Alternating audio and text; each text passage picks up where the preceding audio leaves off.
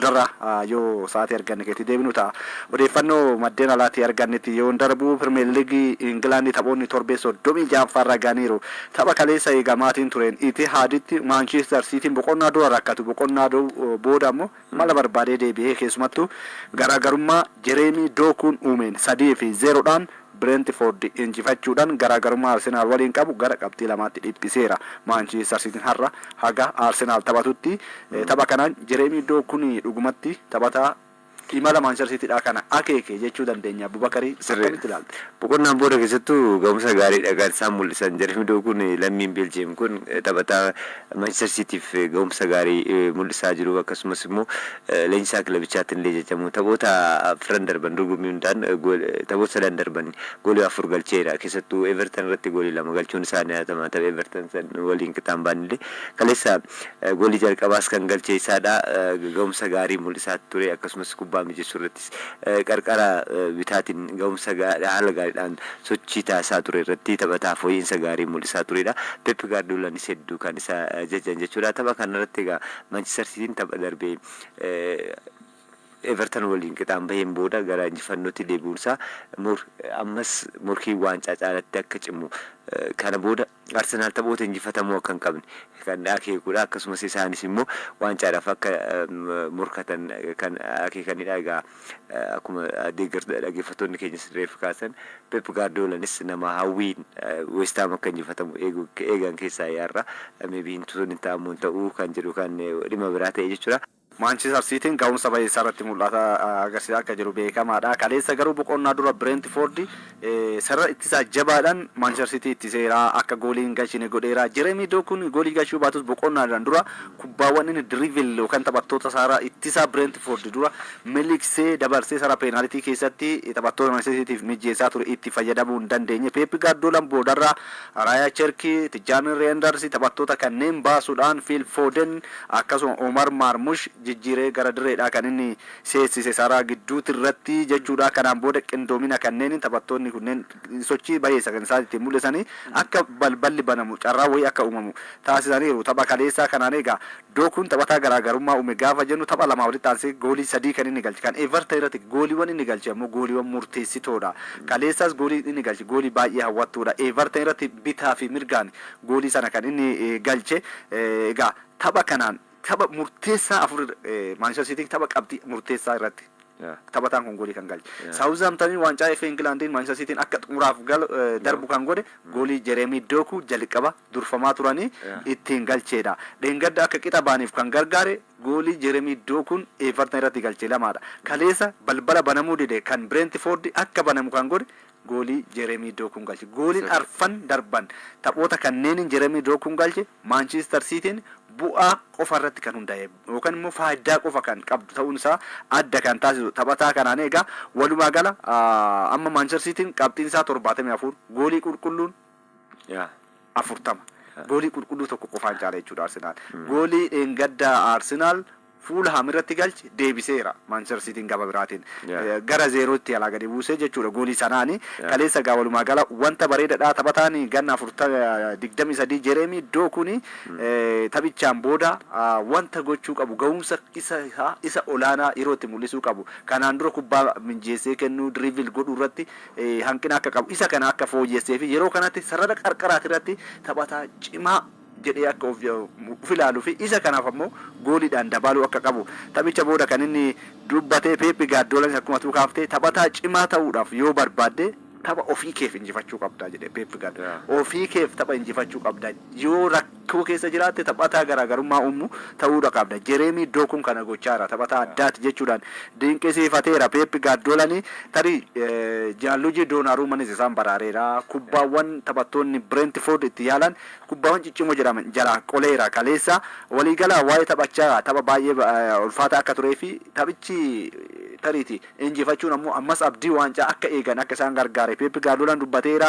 Har'a tapha West Ham United fi Arsenal ni ilaaltaa jedhamee Pep Guardiolaan obboleettii kiyya tokkoon osoo waliin argin tureera. Ishiidhaan wal arguu deemuu danda'a. Garuu yoo nama mana jiraadhe tapha kana ilaaluun danda'a jechuudhaan dubbateera. Garuu gaafa taphicha injifatan mallattoo deeggartoonni West Ham United agarsiisan mul'isaa mallattoo kana Nuno Espirito Santoon professionaalummaadhaan tapha kanaaf xiyyeeffannoo kennanii har'a Arsenal waliin akka taphatan yaada wayii kallattii garas kaa'eera. Pep Guardiola tarii West Ham har'a isa kana isaaniif ni kaa'a kan jedhu egaa gamanuma kan eegamu ni ta'a.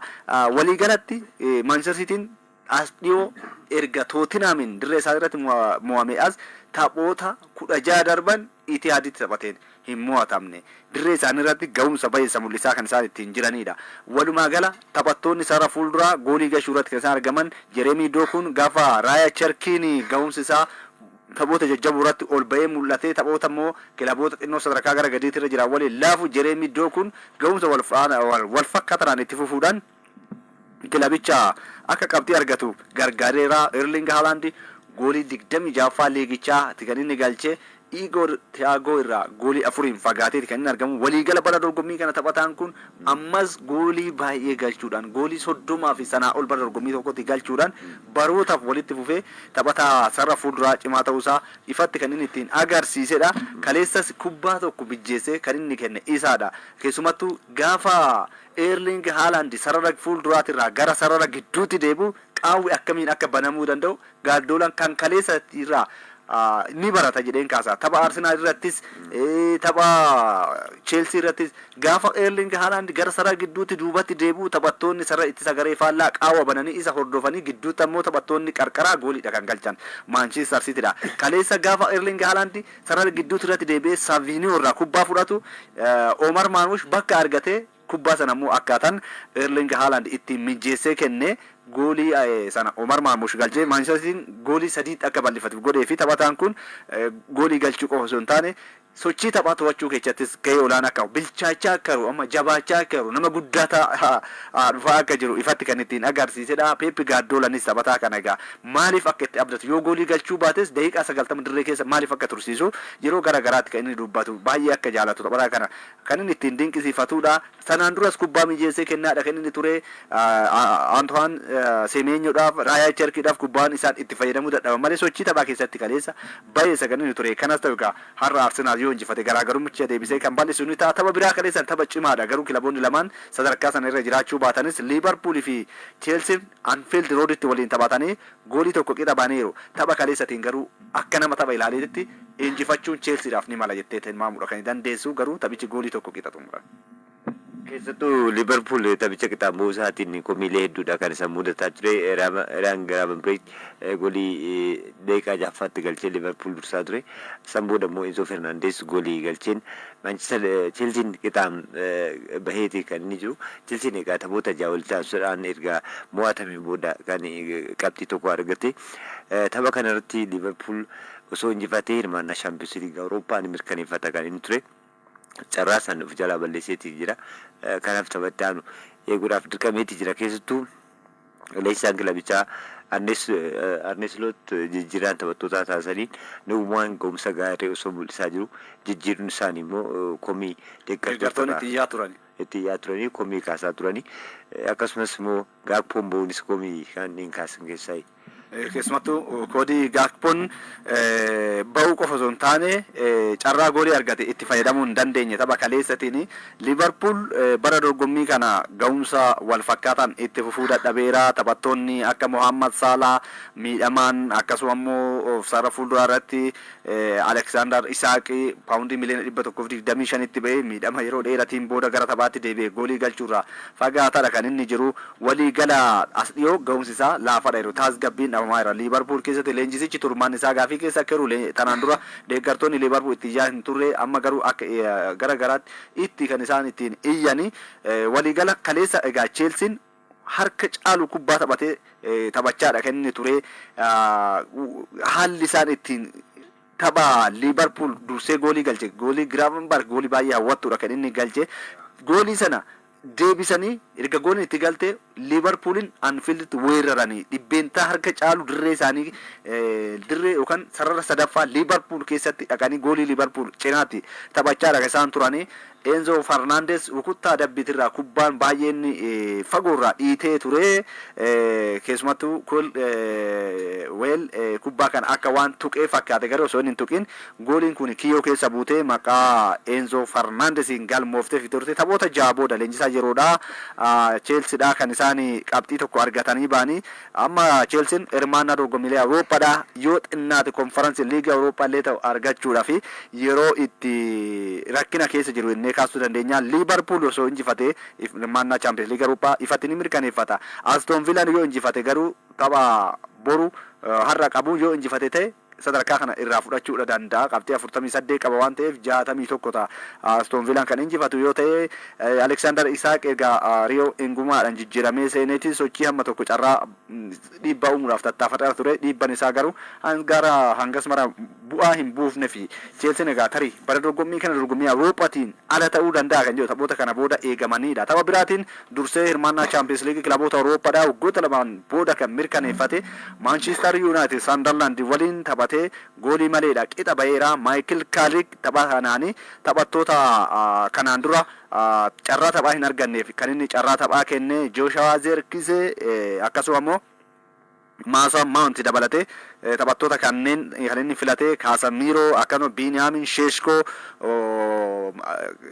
akkasuma Brian Mbeumo taphattoota kanneen kaleessa kan isaan hin taphachiisini waliigala Manchester United tapha kaleessaa kanaan egaa Sunderlandin mo'amuudhaaf itti dhiyaateera ittisni isaanii akkasuma immoo sochiin qindoominni Manchester United sarara gidduutti hanga fuulduraa qabu hangas mara tapha kaleessaa irratti ifee hin mul'anne Kobe Meyanoon qindoominni Casemiro waliin mul'isu kaleessa Casemiro sarara gidduutti irratti waan hin jirreef adda ciccitaadha kan inni ture Bruno Fernandes reekoordii baay'ina kubbaa hiriyoota isaa mijjeessee kennee 20 gaachituudhaan reekoordii Kevin De Bruyne akkasuma immoo Thierry Henry kanaan dura qabatan 20 qixxaachuudhaaf yaaliiwwan jajjaboo kubbaa mijjeessuudhaaf taasisaadha ture taphattoonni kunneen itti fayyadamuu hin dandeenye Joshua Zirkzee akkasuma immoo Brian Mbeumoon erga jijjiiramee seenee Matthias Cunha dirree keessa yeroo turetti sochii taphaa Manchester United kana hangas mara jijjiiruu hin dandeenye gama Manchester Unitedin goolii eegan